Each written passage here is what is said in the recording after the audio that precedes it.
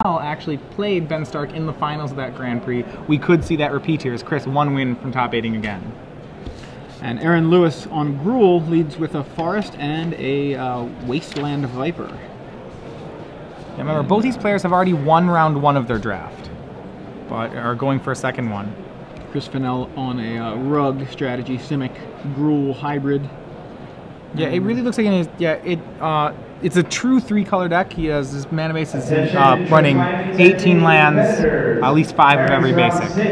Chris Fennell's first play is a Fire Fist Striker to Aaron Lewis's turn 2 green side watcher. So Aaron Lewis looking like he's mono green, but at this point, yeah, with 3 forests and. Yeah, and it looks like he also opened a Clan Defiance. He opened, sorry, that's actually a different pot. So he looks like he opened a Clan Defiance in his hand. There is an Ember Beast from Chris. Yeah, looking at turn 3. The ability to block. Aaron Lewis needs a second color. He has a Madcap Skills and Clan Defiance in his hand. But if he hits that, and there we go. Yeah, Founder's Mountain. Totally, everything's been activated. Madcap Skills on the Armored Transport. Now that's one of the one of the better combos in the set. Yeah, exactly. So Armored Transport preventing all damage being dealt to it. It can't be blocked except by 2 or more creatures, and it's +3/+0. So it's a 5-power guy that is just the walking lava axe in combat. Yeah. Fennell, his 3-color mana base catching up to him a little bit here. It seems like he has no other plays. His deck, it looks like it came out okay. He's running 2 Keymaster Rogues, which isn't just you know, there's a lot of the curve's kind of high. There's a lot of 4s. He's 4s and 5s. It appears to be in the deck. He did open some bombs, which he can build to. He has a Gruul Rage Beast as well as a Master Biomancer and a Biomass Mutation. And these are all in Chris's deck. Those are things he's ramping into. And we see a Clan Defiance for 4, and that should be lethal. Yeah. Aaron Lewis takes that game. The quick turn 5 kill. Lightning fast. I mean, Armored Transport with Madcap Skills, followed up by Clan Defiance. Yeah, I think that'll usually do it. Yeah, very punishing. Kind of, you know, the Wasteland Viper and the Green Side Watcher, not totally irrelevant, but. What's dangerous for Chris in this matchup, he doesn't really have much removal in his deck. He has a lot of creatures. He does have a Hands of Binding as a removal spell. He has 2 Totally Lost. So neither of those particularly great against a fast aggro start. And especially when you look at cards like Keymaster Rogue, those are things that aren't really going to serve him very well right here. It's Chris's plan to trade creatures. Keymaster Rogue, pretty poor tempo for trading. So we might see him slide in. Well, he doesn't have. When I'm looking at sideboard, I don't know if he has too much of a way around this. He's playing most of the cards that he can. He has a lot of cards in off colors. Yeah, I'm taking a look over here at Aaron Lewis's deck. He's got a pretty good curve going on. He has we saw him kind of out the gates pretty fast there in that game, but he's got some fatties in here as well. He's got a copy of Ripscale Predator. He's got a Scorchwalker, also 2 copies of Towering Thunderfist. And those are all things that made the cut? Yes, these did make the cut. Okay. These actually are in the deck. He's got several Blood Rushers. He's got the Scorchwalker I mentioned. He's got a Skinnerbrand Goblin. He's got Slaughterhorn. 2 copies of Miming Slime. Yeah, and that's actually kind of really like. How many Madcap Skills does he have to go with that? Just 1, unfortunately. 1 copy of Madcap Skills. And that's one of those combos, which is really just a great one. Even something as simple as Wasteland Viper, Madcap Skills, Miming Slime. Those cards work really well together. A Gruul Rage Beast on this side of the board as well. Aaron Lewis also has a Gruul Rage Beast. They could get in a fight with each other. Yeah, a pit fight, in fact. I don't think they need the pit fight, but no, they do it all on their own. Outside the pitch, they still fight. Chris, looks like he has. We're taking a little ice cream break, I think. They're just waiting for the go-ahead, and a really quick game 1 there. It was. Chris needs to recover with a little bit of ice cream. Chris, I remember actually in the GP Indy top 8. I remember I was sitting next to Chris for it. Chris is known for being a very fast-paced player, as I saw in that game. Especially I remembered in the draft, the top 8 draft was untimed. I remember recalling passing to Chris. I don't think he took more than 10 seconds on any pick for the entire draft. I was just thinking, okay. Goes with his instinct. Yep. Which that's gonna be one of the things that can really be an advantage. A lot of times when you pace really fast, players will follow your pace. Right. I want to bring you back to the booth for a second. I think there's a judge call of sorts going on here. Okay, yeah, the judge calls on the other table, but we're gonna break for a second Okay. from the match. Yeah, that's something we were kind of talking about it a little while ago off camera. Yeah, how have you felt like that when someone just really starts playing really fast? A lot of times I don't realize that I've matched their pace until I've done it already and went, oh geez, wait, what am I doing? Yeah, like I'm totally doing that. And, do you find you play worse because of it? I think I probably do.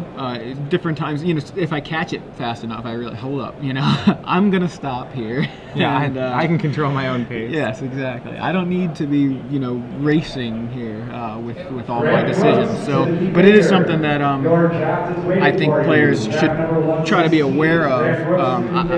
I think because if you can notice that your opponent's dictating, you know, playing at a certain pace and you're matching it, that maybe you should try to kind of yeah, just make sure you're playing your own. That's by no means telling someone to you know, slow play or anything, but yeah, just make sure that you're playing at a pace that's comfortable for yourself. The instinct is to match your opponent's play speed. Sometimes I'm mentioning probably also into the game where if one player starts playing really slow, the other player will slow down to match it, and then that can be a really dangerous situation for both players involved. That's true. Interestingly, I think, you know, we were talking a little while ago with Mike about some pro tours, and we were talking about Willie Edel versus Jan Moritz Merkel, which was, I believe, time spiral block. It was a limited top 8, and we were talking about how, you know, Merkel, it was his first pro tour, I believe. Yeah, he was really able to control the attitude of the match. Yeah, like he was kind of leaning forward. He was sitting on his legs, kind of leaning forward on the table. His cards were pretty much in the red zone. Like that was where he was playing, was like his cards were taking up the entire red zone, and Willie Edel's cards kind of backed up. You know, Merkel goes on to win that in 5 games. I'm going to have to go back and watch that match because I remember watching it at the time, and I don't think I've rewatched it since. But body language and just the way you sort of make your presence on the board felt. I don't think a lot of players really do that, but there's some, especially, you know, in that case, that example, Merkel and Brad Nelson, known for kind of having a towering presence. A lot of players playing the aspect of the game that's outside the game really well. Yeah, it's interesting, and it's something that, you know, you kind of start to pick up on when you watch a lot of Magic. You start seeing how different players kind of interact with the physical space.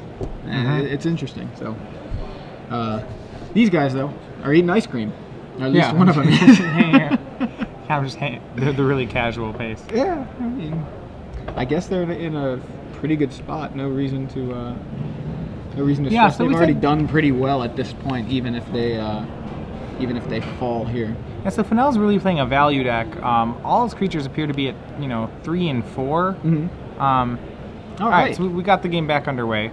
Turn 1 Sigil Tracer for Aaron Lewis. Yeah, Sigil Tracer, not a very exciting card, or Spire Tracer, sorry. Is it Spire? Oh, Spire. I called it, what did I call it? Signal. Sigil's the thing from, it's one of the Merfolk. It's a Merfolk guy. Yeah. Spire Tracer. And he opts to hold it back to possibly trade with Fire Fist Striker. Actually, 2 Spire Tracers made the main deck for Aaron Lewis, which I don't think is necessarily an endorsement of the card as much as it's he's playing every red-green card he drafted.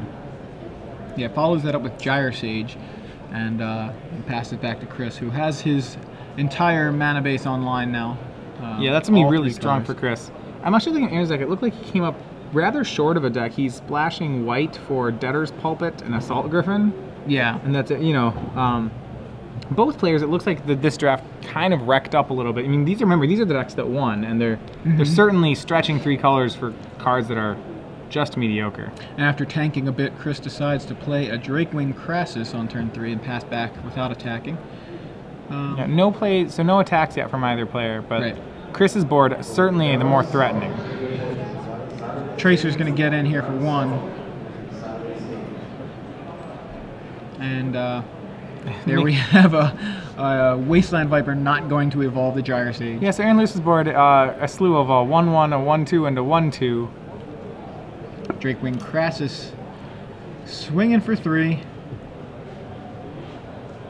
And he followed it up with an Ember Beast. So Chris Fennell's creature is just larger than Aaron Lewis's. We see another kind of small creature, a 2/1. That one will at least evolve the Gyre Sage. And then we see that splashed Assault Griffin in Aaron Lewis's hand. He also has a Towering Thunderfist and what appears to be a Homing Lightning. This side, just as while our last game was very one-sided, this one's going one-sided in the opposite direction. Yeah, Gyre Sage just got totally lost. Yeah, remember Chris Fennell also with the Rage Beast in his hand. So not only is he ahead on board, but he has, you know, a Windmill Slam card on top of it. Interestingly enough, Fire Fist Striker put the no blocks on Wasteland Viper. I think he didn't want trading it with Ember Beast. Greenside Watcher getting in for Aaron. And Aaron's at 11 at the moment. Fennell has a Biomass Mutation, a Rage Beast, and a Cloudfin Raptor in hand. Of those, you know, the Raptor kind of late to the game. But both the other ones capable of winning the game on their own. And actually that evasion of the Raptor threatens a fair amount of damage as Aaron goes to 8. Chris, with another land, can theoretically deal 8 damage right here. Boros Guildgate for Aaron, and swinging again with the oh no, he just untapped the gate. Untapped the gate to make a homing lightning on Dragewing Crossus. Yep, no answers there for Fennell, so he's gonna let it die. So now I think Fennell's more on the Rage Beast plan. He's just gonna, you know, here's land number 6, one more until game time. And he passes back. Yeah. Pit fight off the top for Aaron Lewis. Little does he know there's going to be plenty of fighting coming up. So Assault Griffin into play. It's going to evolve Gyre Sage. And a swing, no swing from Aaron Lewis. Just a pass there, and Rust Scarab drawn by Chris Fennell. The great draw here, actually. Maybe not as good as the land, but very close. There's that Rust Scarab, a 4/5 for 5. When it becomes blocked, you destroy target artifact or enchantment. Yep, as long as Chris stays alive here and he's at a healthy 17, he should be able to easily pull out this game. And Cloudfin Raptor's going to get in a one-sided fight with an Assault Griffin, and he's going to lose that fight. Towering Thunderfist about to come down here this turn, I think. Yeah, 3 damage by Assault Griffin, and then we will see Towering Thunderfist, and that'll evolve Gyre Sage again. But nonetheless, one more land for Chris Fennell, and this is going to be a very difficult game for Lewis to win. And there it is. And there we go. Mountain off the top. Rule Rage Beast. I'll start probably by fighting away the Assault Griffin would be my guess. Or if he fights off the Thunderfist, he can swing with Rust Scarab. That's also a real play, but he probably wouldn't want to. The Wasteland Viper is pretty powerful. Ghoul Rage Beast is 7 mana, obviously. 7 mana, 6/6. And it fights when it enters the battlefield, and then any creature that you play, actually any creature that enters the battlefield, not just that you play, has to fight something. Yeah, so everybody's fighting. It's Fight Club. No, only your creatures. They only have to enter under your control. I'm sorry, under your control. Yeah.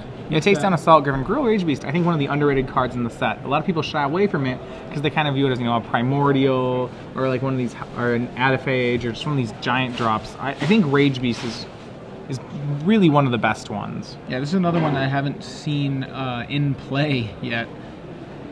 I mean, you'll see it's just devastating here. I'm going to see Frilled Oculus, and with the trigger on the stack, it's going to pump itself up to a 3/5. And he's going to have it probably take down Gyre Sage. Yeah, goes with the Watcher. Gyre Sage. Oh, Gyre Sage actually is out of range. Yeah, yep, fair enough. What is it, 2/4, 2/3, I mean? I'm sorry, 3/4. Yeah, Miming Slime drawn by Aaron Lewis, but this Ghoul Rage Beast is still very threatening. Remember, the last card in Chris Fennell's hand is a Biomass Mutation. So it's not Slime. All it really will take is for Chris to have maybe two more creatures than Aaron Lewis. So Miming Slime from Aaron puts a 4/4 Ooze onto the battlefield using Towering Thunderfist's power, and that also evolves the Gyre Sage. Lewis's guys are being hard to fight down. He has a 4/4, another 4/4, a 4/5, and a 1/2 Death Touch. None of them are great targets for Rage Beast's ability right now. Yeah, if there's any sort of consolation for Aaron Lewis, is that his creatures are kind of unattractive. Interestingly enough, this could be a problem for Chris Fennell. If he draws a card like Keymaster Rogue, he actually doesn't have something that, you know, remember, all his creatures have to fight something. And right now, that could be a problem. There are cards in his deck that are pretty much uncastable. I mean, the first one can trade with Wasteland Viper, but after that, the Rage Beast may become a liability for him. It's interesting because, you know, there's a couple cards like that in this set. The other one that I'm thinking of being Hellraiser Goblin, where you play this card, and it sometimes ends up being a liability for you rather than helping you. And this rarely happens with Rage Beast. I mean, to be fair, Chris still has a play of swinging and biomassing the team for 5, which I think is a great play right now. If he does it, you know, he can eat a large amount of Aaron's board. Tanking here, though.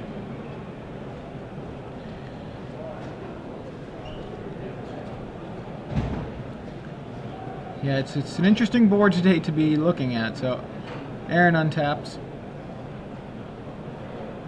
Draws Mountain. His hand is Forest Mountain. And he just has to pass back. Opts not to use the biomass mutation, and he has drawn, it looks like, can't see for a sec. Looks like Void Walk. Alright, so he's going to Void Walk the Gruul Rage Beast. He's going to Void Walk, exiling the token, and encoding it onto the Gruul Rage Beast. Oh no, encoding it onto the Rust Scarab. Right. So a fine kill spell there.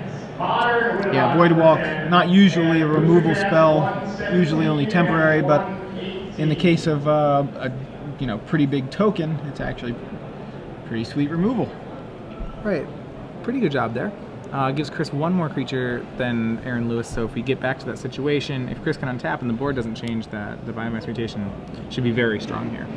Now it seems like he's trying to decide where to actually put that Void Walk. It looked like it was on the Rage Beast, then he moved to the Rust Scarab, now he's picked it back up again. Looks like he's deciding on the Rage Beast now. It seems like it's going to be unlikely that whatever creature he puts it on will connect, and they're going to Hands of Binding the Death Toucher. Oh, Hands of Binding connects with the Death Toucher and then encodes on the Rage Beast. So that Rage Beast getting interesting here is that Aaron cannot afford to double block the Rage Beast, so he's going to have to chump the Rage Beast or get hit by it, both of which are really miserable options for him. Never mind the biomass mutation. This board is probably too strong for Aaron to deal with.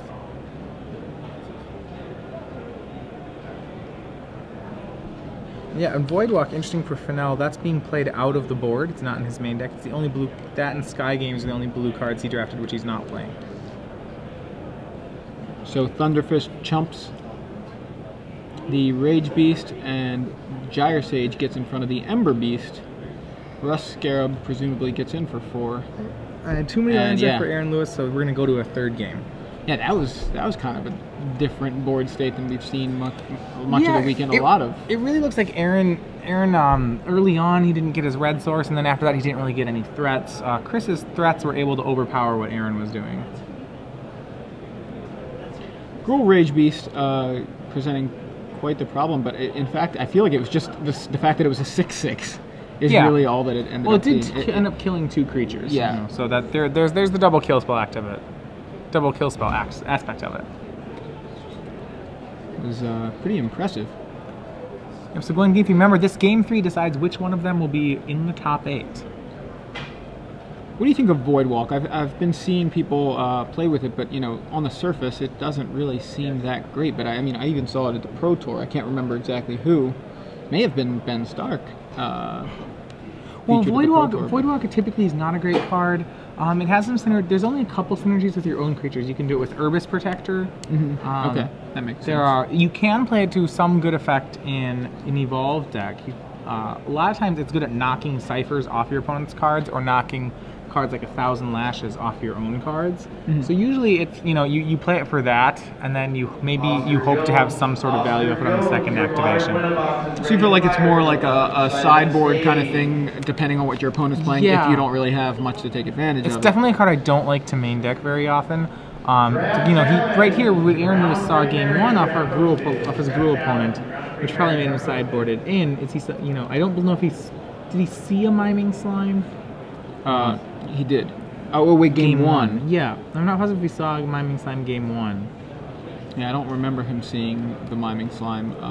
Yeah, I don't think Void Walk's strong. I think it may be that he just simply prefers it to Keymaster Rogue in the matchup. So Aaron will be on the play. He has the Clan Defiance in his opening hand. And he leads on a mountain, Chris on a forest. And we're at draw go at this point of the game. Forest and 2-drop from Skimbrain Goblin. Yeah, now this time, remember, Rage Beast in Aaron Lewis's hand. And it looks like Fennell has all 3 of his colors. But he's going to be on the defensive. Lewis hits for 2, plays a second Goblin Piker in Greenside Watcher. To the left on the side of the stage, Elizabeth Pickens and Ken Pickens. So Aaron is playing Sage's Road Denizen here. It's going to stop the attacks. The Sage's Road Denizen, interestingly enough as a card, is really just a 2/3 for 3 in blue. Yeah. Its ability doesn't seem to come up very often. It does in occasional matchups, but so originally you'd say, oh, maybe this card's not as good, but actually the 2/3 body is just very strong in the format. Yeah, you can see here it's holding off those previous 2 creatures that Aaron played, and yeah, passes the turn after playing a Sacred Foundry tapped.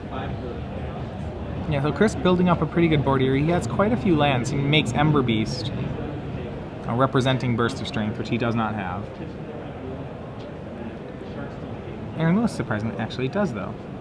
And we've seen a drawn Debtor's Pulpit by Aaron Lewis, but he does not have a 5th land. He has Miming Slime, Gruul Rage Beast, Clan Defiance, Burst of Strength, a handful of lots of cards. Yeah, his hand is, he's got a lot of expensive spells in hand and missing land drops. So Ember Beast and Sage's Road Denizen coming across, connecting, and Towering Thunderfist to follow up post-combat for Chris Fennell. So Madcap Skills drawn by Lewis. Might not be the worst of cards here. I mean, Chris, first of all, Aaron was wishing that Sacred Foundry was a gate, but if he had a 5th land, he could Madcap Skills swing in Miming Slime, which would be excellent. As a result, he's probably going to have to do that over the course of 2 turns, which is not preferred, but something which he may still do here. But so far, he's going with that plan, Madcap Skills. Yep. And I like this play on the Burst of Strength. Because Aaron only has single green, this Burst of Strength, if not cast now, will probably never be cast over the course of this game. Not only that, but it also, Chris being at 18, 6 decreases the clock by a turn. However, Chris with a perfect draw here. Didn't see what it was. Hands of Binding. Oh, wow, okay. You know, and that's just enough tempo to really shut down Aaron's deck. So I'm going to hold up this box way high over my head. So Aaron choked up on lands a little bit with not much time left to fix the problem. So Hands of Binding targets the Skinbrand Goblin, taps it, and looks like it's being encoded on the Towering Thunderfist. Yeah, interestingly enough, he chose not to tap the Greenside Watcher. So Greenside Watcher's going to go ahead and get in the way of the Thunderfist. Yeah, actually, sorry, the Goblin didn't attack last turn, right? The Goblin did attack. It attacked, but it untapped from Burst. Burst. Oh, yeah, but untapped from Burst. Or Burst of Strength. Hey, there we go. Alright, so Aaron will opt to chump block here then.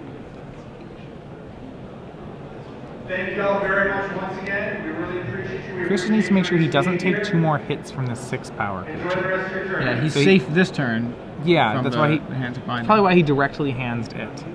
And a Slaughterhorn post-combat. Right, so Lewis going to need some more lands. He draws them, but it's a Guild Gate.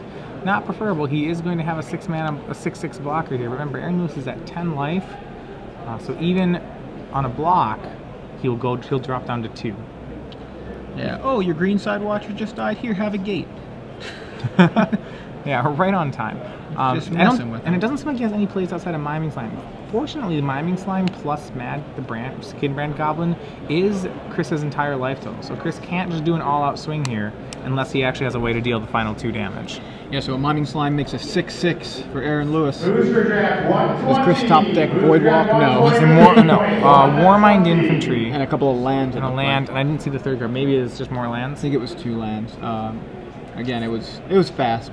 So I didn't quite get a swing here, you know, if Lewis presumably blocks the 4/4, only puts Aaron Lewis down to 2. Wow. Everybody in. The 6/6 jumps in front of the Towering Thunderfist.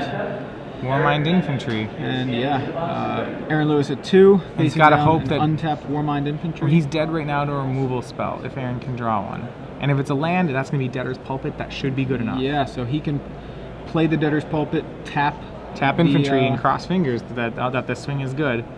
He's also going to Clan Defiance, Clan Warmind, Defiance. and Chris Fennell. There's a land. Aaron Lewis in a tight one advances over Chris Fennell 2 games to 1.